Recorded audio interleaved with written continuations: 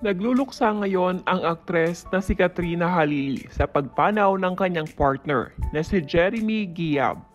Base sa post ay heart attack ang dahilan ng maagang pagpanaw ng partner nito. Si Jeremy ay dating vice mayor sa Lanao del Sur. Kilalang malapit din si Jeremy sa aktor na si John Lloyd Cruz. Ang daya mo, love. Sabi mo aalagaan mo kami ni Katie. Bakit iniwan mo kami? Narito naman ang post ng malapit kay Jeremy. My best friend, my brother, my confidant and partner. Jeremy G. Giab succumbed to a fatal heart attack at around 5 p.m. today. Together with his family, we ask for prayers for his soul's eternal rest with our Lord. A precious life gone too soon. Wake details to follow.